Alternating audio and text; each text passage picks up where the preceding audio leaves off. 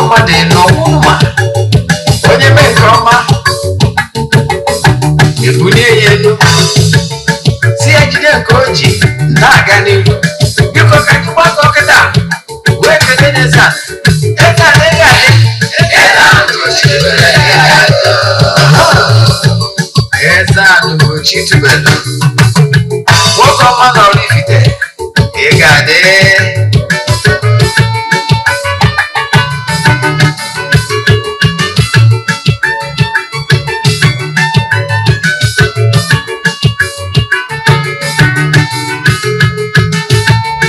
ọdịnala bụ eziokwu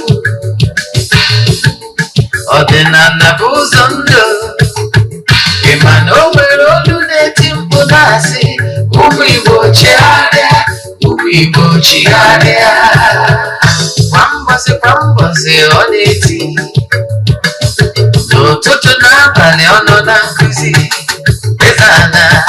Eze-Ana ugochitubelu onye ọma na oraifite onye mgbasa ozi ọma ọdịnala gaba n'ihu Eze-Ana ugochitubelu onye ọma dije mmadụ ọdịnala bụ ụzọ ndụ gaba n'ihu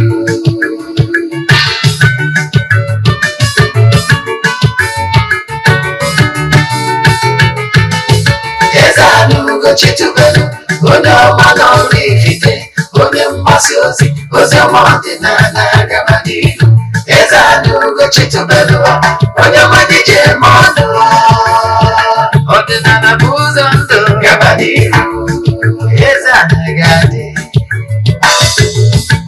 ugochitubelu ga-adị ugochitubelu temple ọ ya adị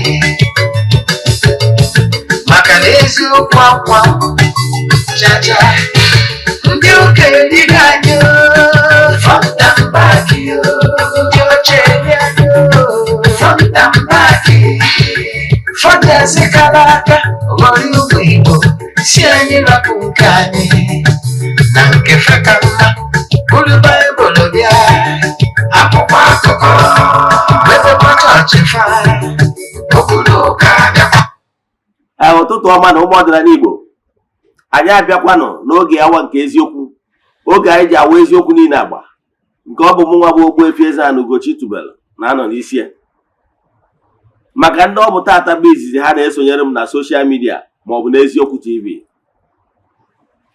kpọọ m Ogbuefi Eze-Ana ugochitubelu na oraifite abụ m onye isi nchụaja na ugochitubelu ọdịnala tempụl anyị na-agba afa miri emi rụkwazi ọrụ mmụọ dị iche iche abụkwazi m onye isi nchụaja na ọdịnala restoration prayer ministry bụrụkwazi onye mgbasa ozi ọdịnala Igbo so you can call me an ọdịnala evangelist. I will answer. My mission is to help people live better life. N'ụbọchị tata n'oge awa nke eziokwu isiokwu anyị ji wee bịa the old path, the way that leads to life. Ụzọ ochie anwa, ụzọ mgbe gboo, ụzọ awa nke na-edube na ndụ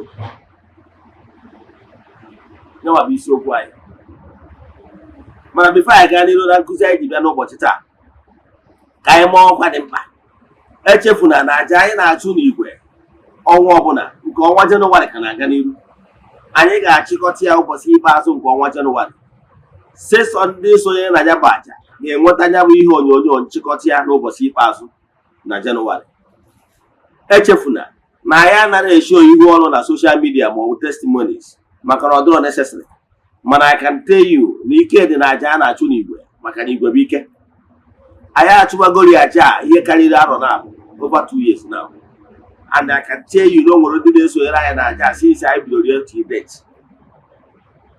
Ọ bụgodị ndị bụ kwuru throughout 2024 ka ha ghara icheso nke ọnwa ọbụla.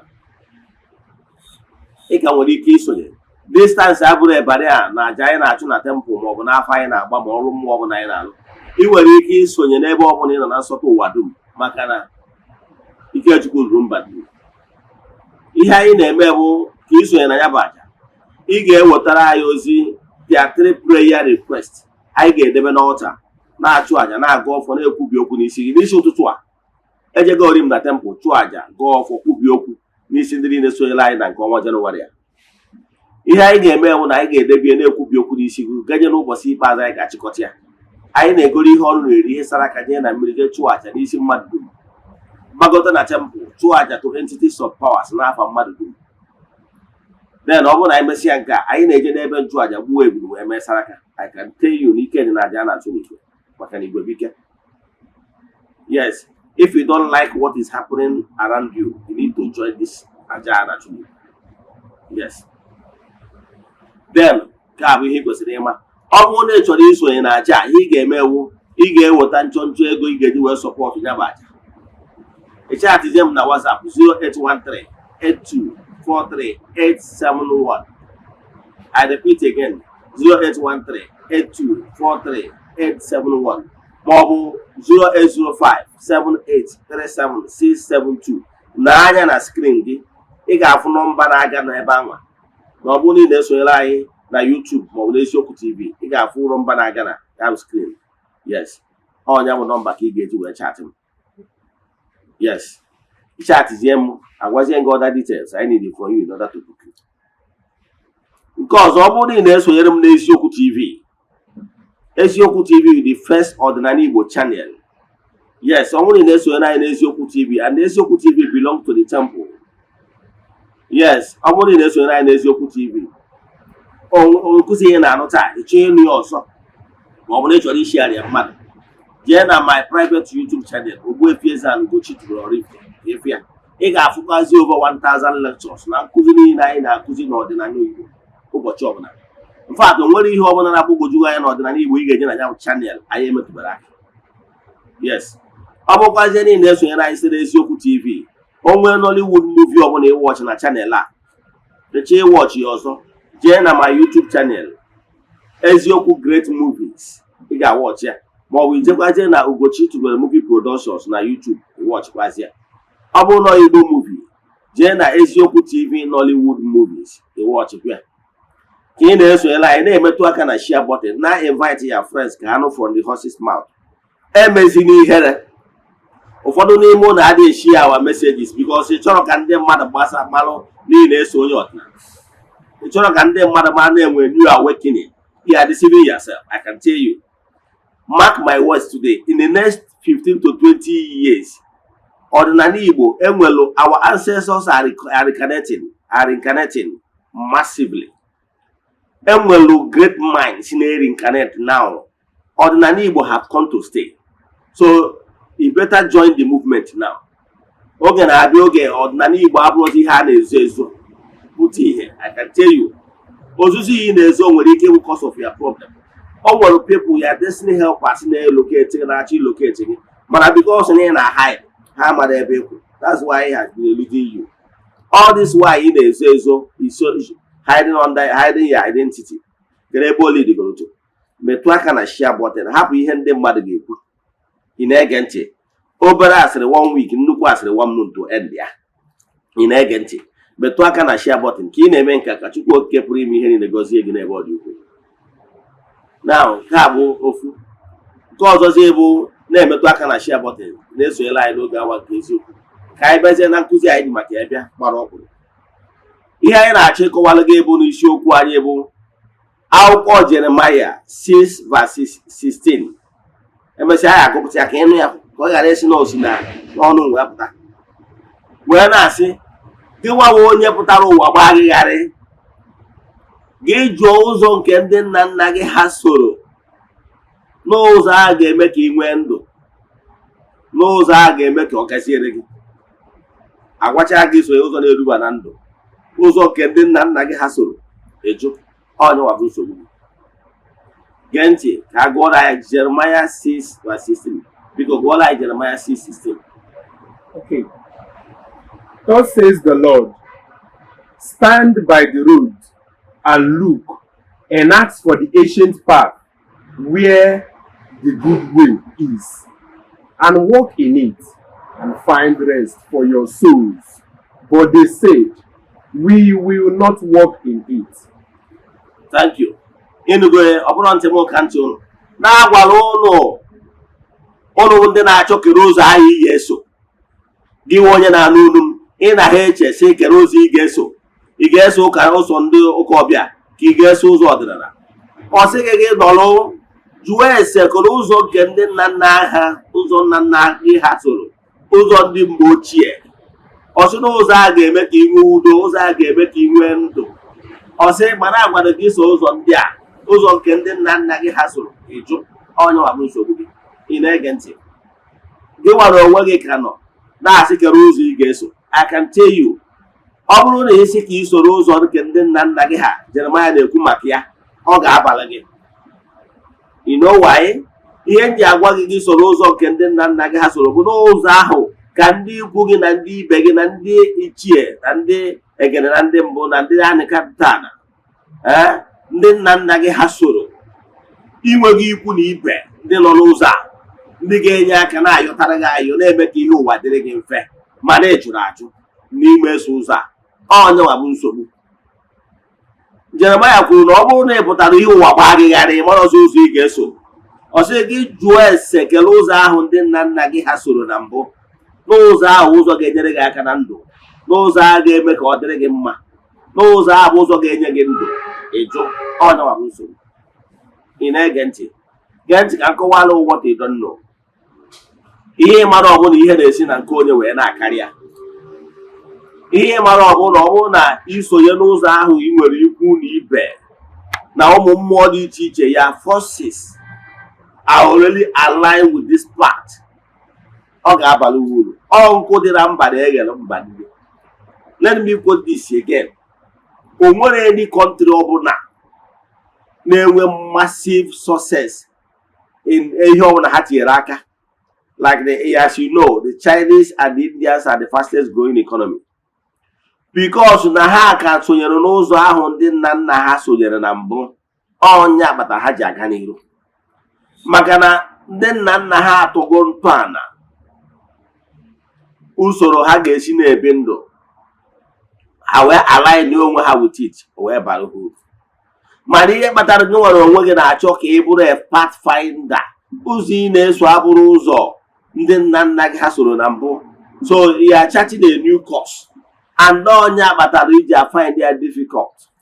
Mana ọ bụrụ na ikwe o kwere ume, sonye n'ụzọ ahụ ndị nna nna gị ha soro, sonye n'ụzọ ahụ nkwekọrịta ahụ ndị nna nna gị ha kwekọrịta wute ụmụ mmụọ, wee gọrọ ọfọ ka o wee balị gị. Do you know that your ancestral forces, mgbe nna nna gị ha nọ na-aga ọfọ n'isi gị, na-asị na ọ ga-adịrị ụmụ ụmụ ya mma, ndị aka ga-amụta n'ọdịnihu, nke gụnyere mụ na gị. I can tell you that when your grandfather, your great-grandfather was alive, o ji ọjị n'aka wee na-aga ọfọ na ọ ga-adịrị ya mma, na ọ ga-adịrị ezinụlọ ya mma, na ọ ga-adịrị ụmụ ụmụ ya ndị ga-abịa n'agbụrụ ya n'ọdịnihu, na ọ ga-adịrị ha mma. Your forefathers have parted way for you. O kretigo ụzọ ọ ga-esi wee dịrị gị mma. Mana ị bịarutere n'oge nke gị wee deviate from that particular road. Bịa na wee sizie ka ị chọrọ iwe pathfinder, wee gara esonye n'ụzọ ọ bụ n'ụzọ ndị anyarị na ndị ọcha, ndị enwere anything to do with you. O nwere ihe gị na ha nwekọrọ. Blood wise, o nwere ihe gị na ha nwekọrọ. Now, ọnya ka o ji afịa gị ahụ. Ana m asị gị gị chighata n'ụzọ nke ndị nna gị ha, ka na be nna gị ka mmụọ niile so gị, ka ihe niile so gị wee kwudoro gị. Ịjụ nyawawo ya problem. Ịma ihe kpatara iji face these challenges you are facing now is because you don't recognize, you refuse out of your own ignorance to align with your spiritual forces. So ọnya ka iji wee refuse n'iso ụzọ ahụ ndị nna gị ha so ji afịa gị ahụ. Ọ maka ihi na ị refuse n'iso ụzọ ndị nna nna gị ha soro na mbụ. Ọ maka ya ka iji face challenges. Let me tell you one thing. Ịwụ ndị be anyị wụ ụmụ Igbo ka na-agwa ụmụ Afrịka ka anyị chighatarụ back to our roots. N'ihe na-esi na nke onye akarịa. This ndị ọcha na-afụ na-celebrate their ancestors. Na-celebrate their ancestors. O wee na-adịrị ha mma, wee na-agọzi ha the more. Look at the Americans, they don't joke with Columbus. The father of the Americans, the pathfinder. He is the man that found this location up for the America today. They don't joke, they celebrate him. Yes, how did you know this go one again, Monty? When was the last time you celebrated your ancestors who find this particular location? Unu bikita. They can see no even ketagi. Any one oraifite, any one akuku, but we need one also. Who made it possible? Is that on enu? Somebody is the pathfinder. Only located result ada. A man of all the nana ha buru agha kwechiri mgbe ndị ọzọ ndị agha dị iche iche na-achọ maka na ihe nwere mgbe gboo survival of the fittest. Ọ ga-ịnụ na anụ wee secure ebe bụ ada gị. Arụrụ ọgụ ị nwere idea. Ọ bụrụ na ijegoro n'obodo oyibo aje gụọ America, a agwakwa gị na Columbus nụrụ ọgụ ka o wee ike secure the territory you know today as America. That's why they are celebrating him. Securing that your territory ebe ahụ ị kpọrọ ana be nna gị is enough thing for you to celebrate your ancestors. Mana ụfọdụ na-asị gị you should not celebrate them. Na ha alụrụ ụlọ elu, na ha alụrụ bridges, na ha alụrụ helicopter. Ịma na onye agha aghọtara ihe ọ na-ekwu. Maka na ndị ọcha na-celebrate their own ancestors bụ just the pathfinders. Yes, na ndị niile chọpụtara na nni a na-eri nke eri na akpụ na ị nwere ike ịbanye akpụ abanye. Or after some days, harvest then we can swear over apple. They find that now they read that they reach. Now they celebrate them. Now they are pathfinders. They find out those things. One million have you celebrated them? Is it not science enough for you? Those pathfinders, chapters and we had a real and carbon card area. How your ancestors. Have you celebrated them? Ndị ọcha na-celebrate their own. The Indians, the Chinese people, they celebrate theirs. And that is why they had their gathering. So you na-achọ ịkọwara gị bụ bido celebrate nke celebrate by your ancestors. Maka na onye kpọọ ọba ya mkpọkọrọ ọbata obi ewere ekpofu ahịa. Ihe niile dị na be nna gị obi ebe arụrụ obi ndị ichie na ụmụ mmụọ eji wee dokwa gbugburu na ụmụ ihe niile unu ji wee dị ebube. Let me tell you one thing. Any country ọbụla chọrọ ka ha dị ebube, agbụrụ ọbụla chọrọ ka ha dị ebube, ga na-celebrate ndị nna nna ha ndị mere ka ha ji wee dị ebube, ndị ha ji dị ebube. So ọ bụrụ na ị chọrọ ịdị ebube, I can tell you, ị ga na-celebrate ndị nna nna gị ha ndị mere ka unu ji wee dị ebube. Ị na-ege ntị. Ị kwere ka mmadụ gwa gị gị kọtọwa ndị nna nna gị ma ọ demonize ma ndị nna nna gị. Ọ bụrụ na ị mebe etu a, ị ma na eze ọbụla megidebe ha na eze ibie ama eguzo. You want to keep potato, you are causing your forefathers. You are demonizing them. It can never be successful because you need their back, their support, they are your backbone. Yes, their blood runs in you, the DNA. So you can't do without them.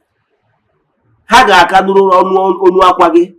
Aku ide ebe ga akameto ha n'obi. Dan ne hapụrụ ha je na-akpọ onye anyarị n'ọrụ onwe descendant of Israel. While their ancestors, their DNA is in you. In order to make us stand by, can one even do camera? No camera, tahate. I want to where do he in the bio? Where see I will have also chia one then nana also. No can hakama, where tia and all do HT. Yet not check what again. Our nature is successful here now. Go back to the old path. One, all the Enyerega aligned with their forces. All the Enyerega aligned with the vibrations. Yes, all the one with the vibrations, the entities of power so Madam Bob need deviate where abandon all your forces. And look at the prodigal son. Now, it was in like an orphan, where because that's your forces from their land of your birth that's supposed to support you for you to achieve those great things, those great dreams are not backing you. Yen na check walage bu na agwalage, ị na-eme ihe niile iwe na-eyi ifu. Wee akpakudo ụmụ mmụọ kwesịrị ekwudoro gị azụ. Iwe bidozie emebe ihe ndị ekwesịrọ ka ị na-eme. As we speak now, somebody or somewhere now cast now binding. As we speak, Now ụmụ mmụọ niile they should die. They should die. They should die. Die. Enu nwere ọkụ ana nwere ọkụ. Ụmụ mmụọ niile die pịta. Ọga emego m ụmụ ihe ndị a before now. Spirit can never die. Ị na-ege ntị. Achọrọ ka m gwa gị ihe kpatara nsogbu gị ji adakwasị gị n'ebe ọ dị ukwuu. Ọ bụghị na-achọ ka gị na ụmụ mmụọ nụba ya ancestral spirits. Ị na-achọ ka ụmụ mmụọ ya forces so gị bi ụwa ka gị na ha nụwa ọgụ. You can never win. Let me give you an example. Agwara m ndị mmadụ wee challenge Bible scholars and pastors all over the world. Wee sị ya, onye ọbụla ga-egosi m ebe Jizọs sịrị yes, spirit die. Na mmeji onye anwa ọkara nde naira bụ 500,000. Onye ọbụla ga-egosi m ebe ọbụla asịrị Jizọs sịrị die. You know why? He is a messenger, a rabbi to his people. He understands how things work. He cannot say it because he understands that na mmụọ anara anwụ anwụ. Onye ọbụla gbagotagoro n'ihe gbasara spiritual activities and understand how things work. Ma ọ bụ na study ihe a na-akpọ metaphysics, you understand the operation. Etu ụmụ mmụọ si arụ ọrụ na etu ụmụ mmụọ dị iche iche ihe a dị afụ anya powers si arụ ọrụ. You understand that they can never die. Now ihe na-achọ ịjụ gị nwa na-ege m ntị, yes, gị nwa bụ onye eriri eri. Ebe ọ bụ na ya Master Jesus did not ask spirit to die, then ọ n'ike onye ka iji asị spirit die? Who sent you? Ị abụ onye nwatakịrị bụ nna ya ụzọ mụta dị ọbara onye amụziri ya.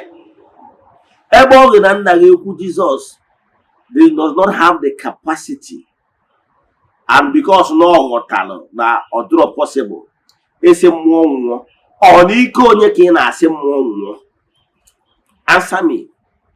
Ọ n'ike onye ka ị na-akasị na bind? Ọ n'ike onye ka ị na-asị ọnụ nwere ọkụ consumed by fire n'aha Jesus? Oga, my brother, my sister, you are deceiving yourself. Spirits can never die. I remember one question I asked one of our teachers then in theological school. I don't do the abo. Ebo na the Catholics will statue emold. That statue in my was a micro statue.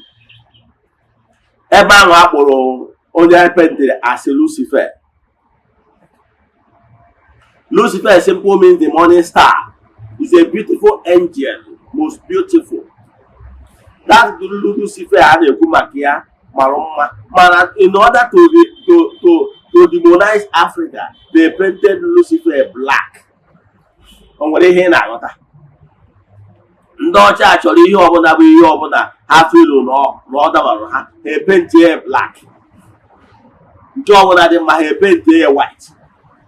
Ndị Africa nwere n'uche. Gịnị ka o meziri? O nwesi ya oge ahụ Michael werere that sword anwa ka ọ sụọ Lucifer according to that image. Kedu ihe kpatazi na ọsụrụ ya? What this my lecturer told me, dean of studies then, gwara m bụ na the Lucifer reminded, I remember, thou shalt not kill. So even thou shalt not kill is the word to the word of the spirit. So not permitted to kill. Therefore, that's why nobody. You see that too.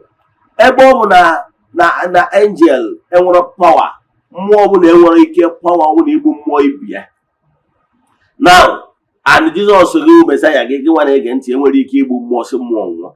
Ọ n'ike onye ka ị na-asị mmụọ nwụọ.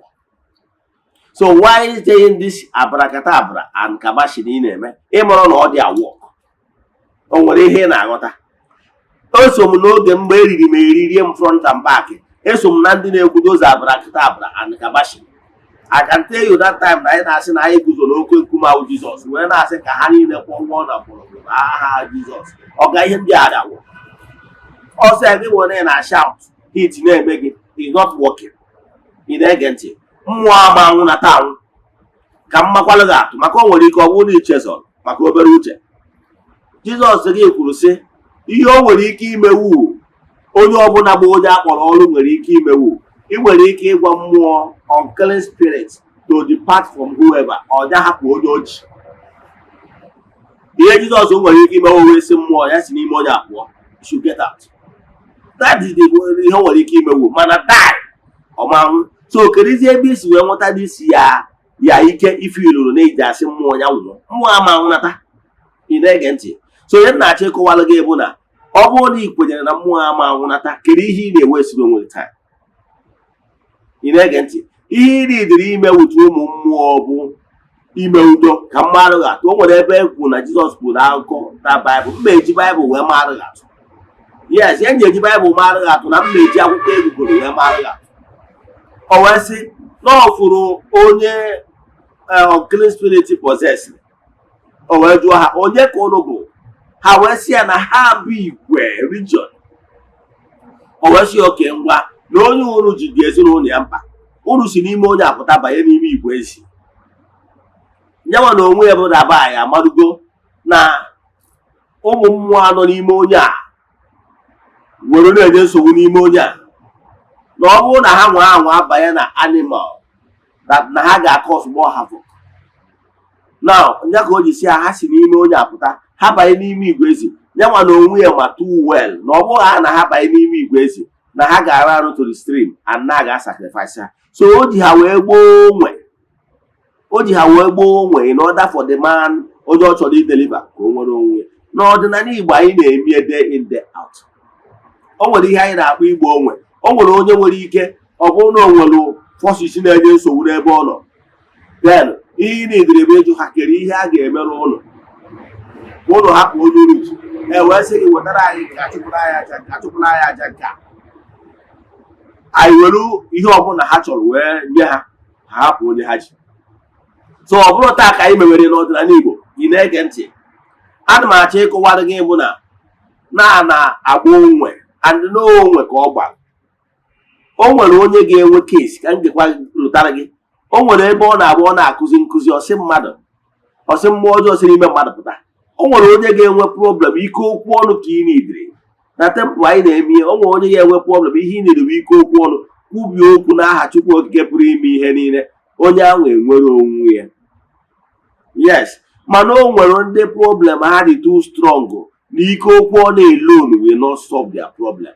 You need to perform a kind of work or sacrifice in order to set that person free. Maka o nwere ike ọ bụrụ na iche Jizọs ndị ụka ọbịa nwere onye asịrị n'ogburu isi ọ chọrọ ịgwọ. Wee sị ọ sị na ya fụba ụzọ. Ihe o mere wee sị anyị na o were ọnụ mmiri saliva ma isie ya witi aja wee tee n'anya wee sị ya jee saa anya ya na mmiri ka o wee fụba ụzọ. Ihe o mere ụgwọ ọrụ ka ọ rụrụ maka na o wetara nke a weta nke a. Ị chọrọ ka a gwa gị na o wetara ijite ahịfịa na ahịfịa wee misikọta ọrụ. Ihe chọrọ ka a gwa gị mana ifugo na this particular case na-eniri na-aga alụrịrị ọrụ ka onye a wee nwere onwe. O nwere ndị dị aka esi bụ ike okwu ọnụ ga-enwere onwe ha. Nwee ndị bụ dị aka esi bụ na-aga alụrịrị ọrụ a ga-achụrịrị aja a ga-agbarịrị onwe. Ị na-ege ntị. Ihe m na-achọ ịkọwara gị bụ ịfụrụ ụwa anyị na-afụ anya this gross material world. Ihe awụ ụmụ mmụọ. Before man was created, ụmụ mmụọ has been in existence in this gross material. Yes, they are in charge until thousands of years, until Chukwu okike will decide they have to allow human spirit to be here on earth in order to mature.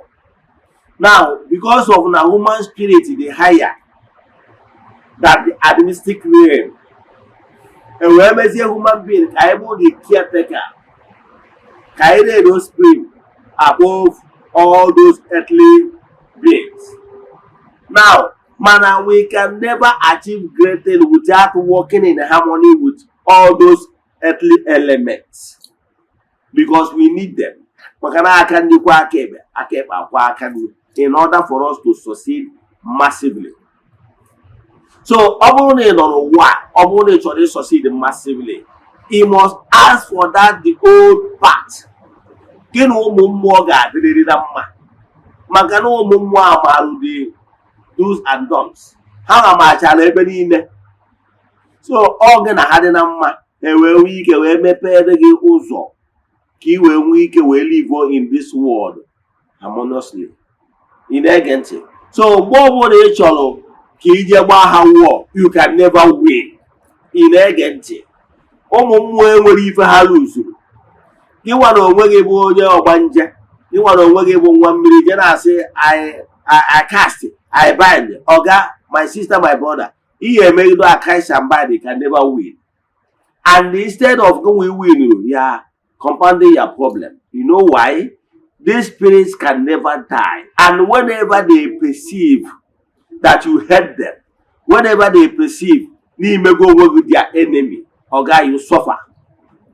In agency, you need your email ha. Kere Jesus gwara na Bible. Ọ sị were nke Caesar nye Caesar, were nke Chukwu nye Chukwu. In agency, ihe ọ na-achọ ịkọwara gị, learn how to live in harmony with ụmụ mmụọ. In agency, ihe na-achọ ịkọwara gị bụ na agwọ ọmara agwọ ofeke ofe isi n'ọfịa. Ka o wee bara gị jụọ ụzọ ahụ nke ndị nna nna gị ha soro ka mmalụ ha. Ije na big cities, maybe n'ije na Lagos, ije go ana, iwe gocha ana legitimately, mana i refuse oyi setụrụ ndị a na-akpọ ndị ọmọ niile. Oga, sorry is your name. Ọ bụrụ na i setụrụ ndị ọmọ niile, ha nwere ike inye physical combat, ha nwere ike damage your structure, ha nwere ike ịtụtụ your face. Ị na-ege ntị? Ọ bụrụ na ana n'ije ego ana na Lagos, be ready to settle ndị ọmụ niile, despite the fact na imego the needful. Ọ bụrụ na imeri ya, sorry, ya bụ ya name. Enwere social miscreant everywhere. Iwe agbawu ha war, ịgba ha war inwe showdown ka mmakwalụ ga.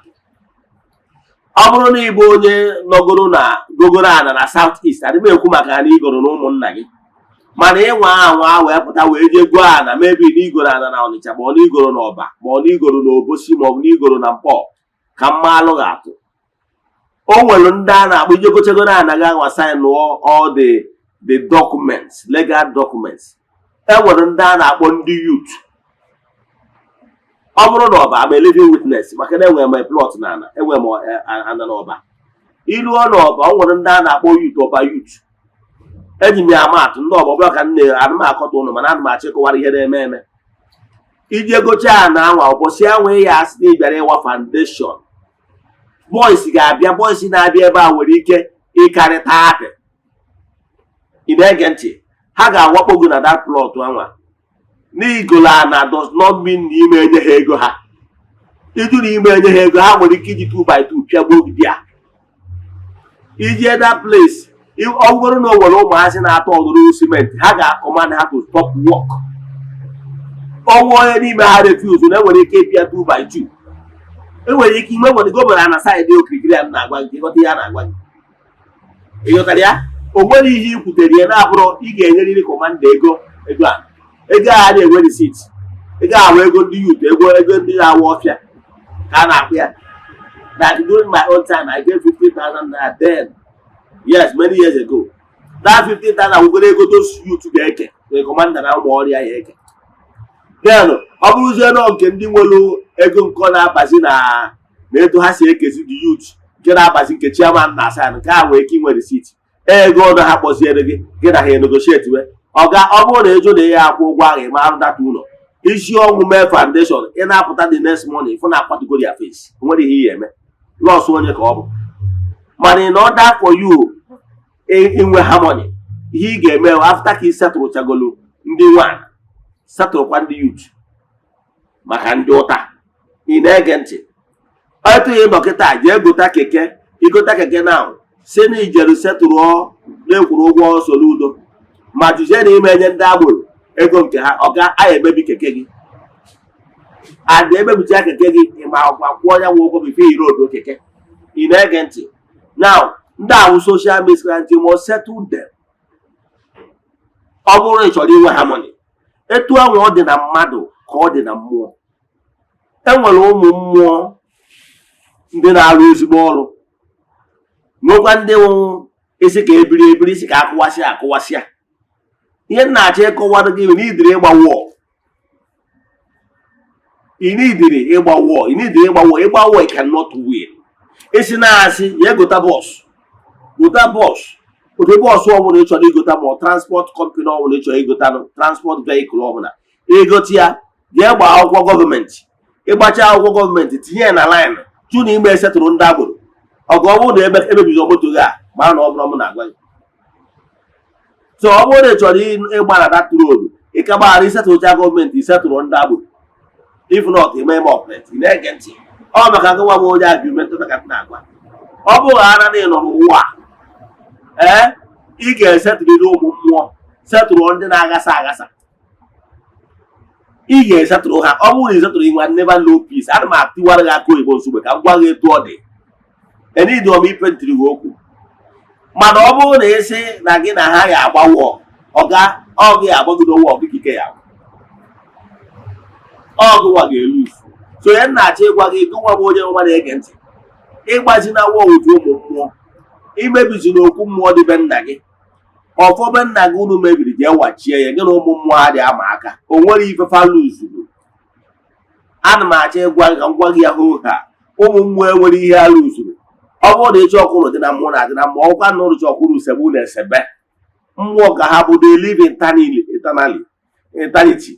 They live eternity. So when they lose nothing. So ọ bụrụ na ị chọrọ ka gị na ha dị na mma, were nke Siza nye Siza. I can tell you. Mana mgbe ọbụla esere n'ọka gịnị na ịgwara ya ekwe, ọ ga-isi ga-ada gị aja. Jụọ ụzọ ahụ ndị nna nna gị ha soro ka ị wee nwee ndụ ka ọ wee bara uru. Mana agwara gị isi ụzọ ahụ ịjụ, ọnya bụ nsogbu gị. Isiokwu anyị taata wụ Jeremiah 6:16. Gịnị ka anyị na-ekwu na ya?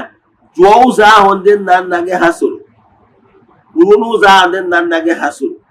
Ka ndị nna nna gị ha wee banyere gị ukwu, wee dọnyere gị ukwu, ka ị wee dee ude, ka ị wee pụta ihe. Mana mgbe ọbụla esiri ka ime onwe gị onye ilo ndị nna nna gị ha, sọrị bụ afa gị. Nwanne chụba aja.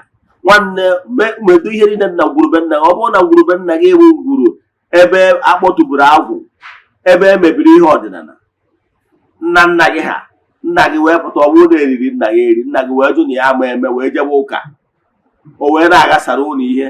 Ọga, my brother, my sister, were ọsọ were ije na chiri azụ. Jụọ ụzọ ahụ ndị nna nna gị ha soro.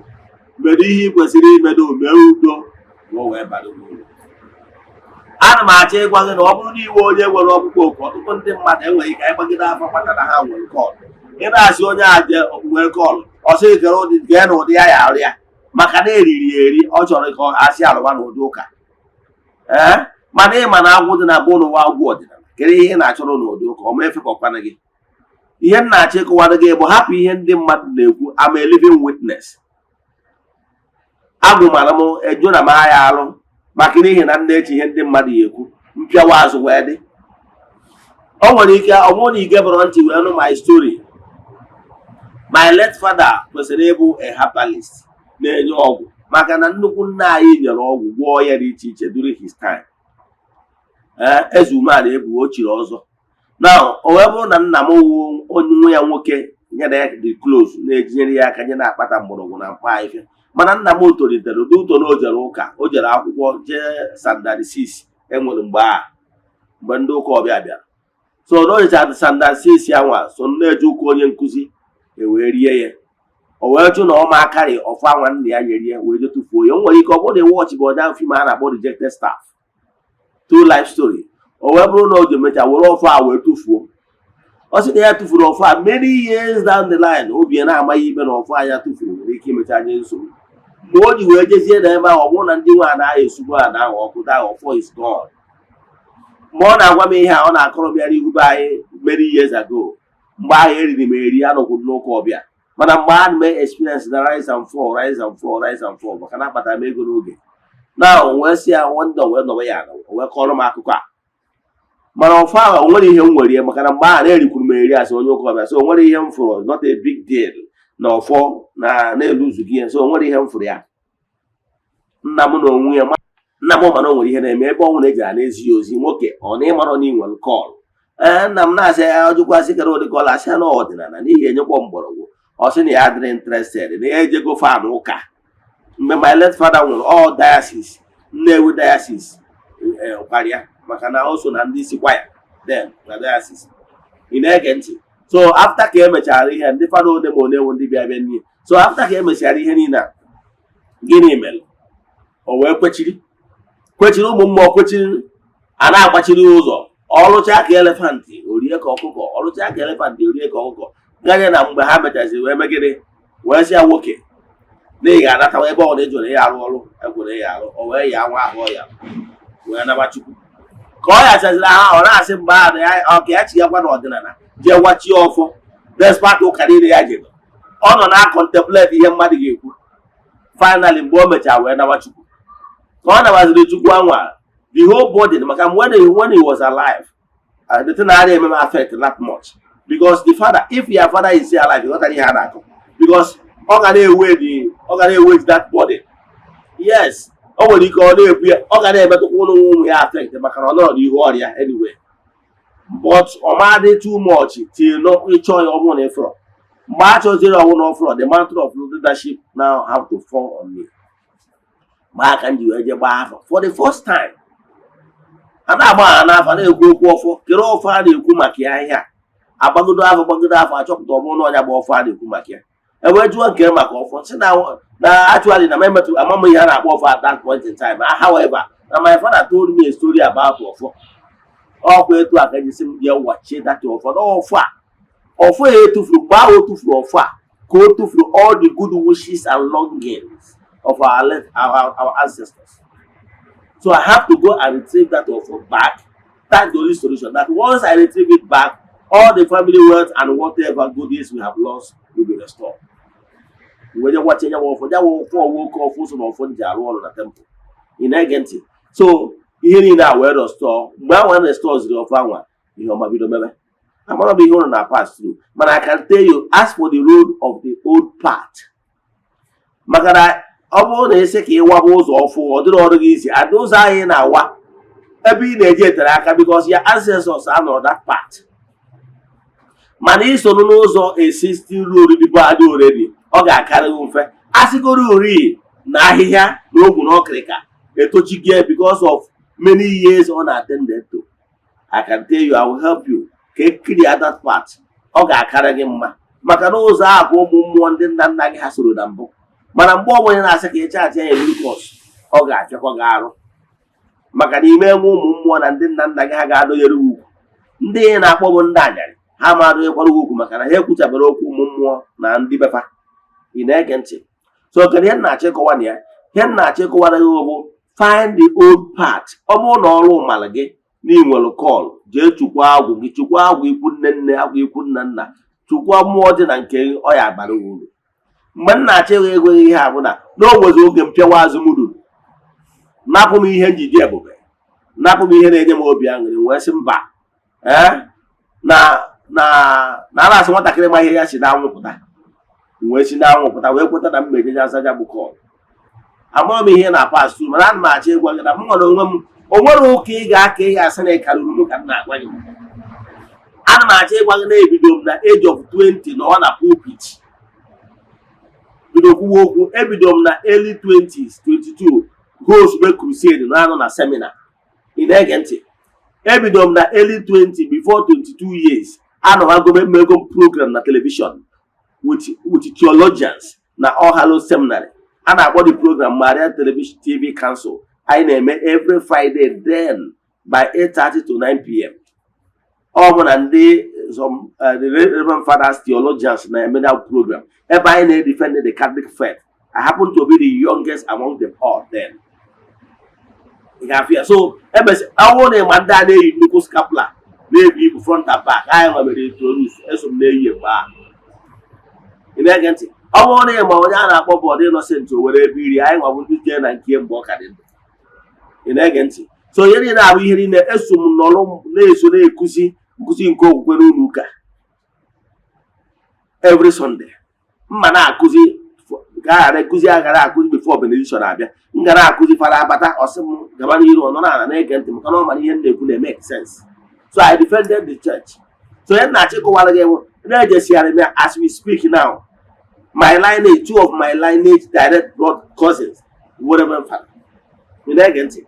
My mom younger brother were Reverend Father. My mom younger sister my mom that tọrọ Reverend Father. And ma achị kụwara gị na ajọrọ m chere ihe onye ọbụla ga-ekwu. At that point in time, my call matured. Achọghịzi m ime ihe onye ọbụla na-ekwu. Ị na-ege ntị. Because I have my own life to live. So aghọtara m ihe gị nwa na onwe gị na-eche. What are you waiting for? Ị na-eche ihe ndị mmadụ na-ekwu. My friend, gaa n'ihu ọrụ gị. Ọ bụrụ na ị gaa n'ihu ọrụ gị nwetara result, ọnụ kwuru njọ ga-ekwu mma. Ndị jụrụ ajụ ga-ekwe, ndị kwere ekwe ga-ekwesị ike. Ị na-ege ntị. So ihe na-achịkọwara gaa n'ihu ọrụ gị. Gaa zụọ okwuchi gị kpọrọ gị maka na ọ bụrụ na ị zara okwuchi gị kpọrọ gị, a ga-eme gị nka mmadụ and ụmụ mmụọ cares nothing. Soja go soja come, ọ bụrụ na ị nwụọ ọjọọ na ị maazị oke akpọlite onye ọzọ. Ị na-ege ntị. Ka my father jụrụ na ọ ya arụ dị ọrụ wee naba Chukwu. Did he know na ọ bụrụ na ọ pass ya on na that of anwa ọ jụrụ na ọ ga-ebunata maka ihe na na-eje ụka we still come back to his family. Ọma. Ị na-ege ntị. Ọ bụrụ mmụọ ka a na-akpụrụ sense. Ọga mpa mma na-ege ntị. Na-ejuru n'ime ejere ihu ọlụ ga ga-ebe gị nka mmadụ first kwa ụmụ gị. Even if you pass on, ọ bụrụ ịnwụ end ya ka m na-akọwara gị. Were my family still history wee mara ihe. Ọga anyị nwere call mama ị nwere call iju n'ime ejere ihu ọlụ gị maka ihe na-ese chọrọ ka ha sị na unu na-eme eze nwaanyị. Papa mama ọ bụrụ na ị nwụọ that thing ga-akọntinu na-enye ụmụ nwoke nsogbu. Ọ ga-akọntinu na-enye ụmụ gị nsogbu. So na ọ kaara gị mma were ọsọ were ije jee n'ihu ọlụ gị. Ọ bụrụ na ị meri ya ka m were family mma alụgha ka my father jụrụ na ọ ma ejeje bute ọfọ maka ihi na eriri eri n'ụka. Ka my father pass on now. Ọfọ ahụ ọkwa ọbatazi na bie na-azụ ya si ana m achọ ịgwa gị na ọ bụrụ na ijere n'ihu ọlụ gị ọ bụrụ na o mere n'ihu o mee n'azụ gị. Ka my father pass on ọkwa m mechara m nwa bụ di ọbara eje wachi data ọfọ abatakwa na ya bụ ugboro awa ọ jụrụ na ọfọ a ma abata gị na ụmụ mmụọ a na-ama aka ọ na-awụ ọgbọ makwa ndị nwe ụmụ mmụọ. Onye ekwere ekwetara ya onye a kpara ọkwụọ n'ụzọ akpọ onye ọzọ. Ọ bụrụ na eju na ime eje n'ụlọ ọrụ a ga-eme gị nka mmadụ. Soja go soja come o nwere ihe ụmụ mmụọ lụzuru. Mpa ọ bụrụ na eju na ime eje n'ụlọ ọrụ gị a ga-eme gị nka mmadụ mee ụmụ gị. Ị na-ege ntị. Ọ nwere ike maka ya ụkọ ọrụ dị na be gị eju n'ihe ma ọ na-eme gị afet na-eme ụmụ gị afet mmadụ semtem. Sista ị nwere ike eju na ime eje n'ụlọ ọrụ gị maka n'ihi na ị na-esoro ụta n'elu anụ dị gị na anụ ọfụma iwu dị ime anụ. Ọ nwere oge ọ ga-eruo oge ọrụ ruo enwere ike ịgasa that marriage. Ihe a na-enye gị obi aṅụrị iji wee kwechiri n'ime eje n'ihu ọrụ gị anapụghị gị iji dị ebube ichigata to square one. Ọ gakwara gị mma na ibido kịta chọwanya bụ ewu ojii mgbe chi ka dị ganye na mgbe a napụrụ gị ihe iji dị ebube. Ịma bịa mee ya na nka ịma mee ya by fire by force. Adị ama aka na ụmụ mmụọ akpọ gị ọrụ jee n'ihu ọrụ gị.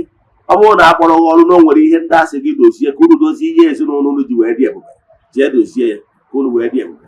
Mana ọ bụrụ na o si n'ụlọ ama edoziri ya n'ime edozie jee gụọ Jeremiah 6:16. Na ọ bụrụ na ọ gbagwojuo gị anya ụzọ ị ga-esi gị jụ ụzọ ahụ ndị nna nna gị ha soro na mbụ ha ji wee dị ndụ. Gị soro ụzọ ahụ na ọ ga-abalị gị na ọ ga-adịrị gị mma. Na ọ bụrụ na ị soro ụzọ ahụ na ọgwa gị nwa nwa ụta nke ahụ atụ ụta na-agwa gị si ụzọ ahụ ịjụ. Etikwa m ọgbọsa aka ihe mmụọ si m kwuo ka m na-ekwu ka ọ dịkwa n'oge awa nke eziokwu echi niile. Ị na-echa vidio metụ aka na share button ka akwụ ndị ala gị dakwara nwunye di gị maka na nke mmiri ofu onye ama ezu. Agụọ m ọfọ n'isi ndị niile na-emetụ aka na share button na invite their friends. A sị m na ọmaka ya emekwa ọnụ ụlọ. A sị m na ihe ọma dị iche iche wụ ọtụtụ obi unu ga-eru abịa na mmezu na unu ga-ejere obodo na unu ga-aga n'obodo. A sị m ihe unu ga-eri ya bịa ihe ya eru na abịakwana. A sị m na unu ga-asụ ka afịa na unu ama anata ka afịa. A sị na ọmaka ya emere ụlọ n'aha Chukwu Okike nke pụrụ ime ihe niile. Agụkwazie m ụfọdụ isi ndị niile sonyere anyị na aja ọnwa Jenụwarị a ya na ndị Friends of the Temple na ndị Children of the Temple. A sị m ọmaka meela ụlọ.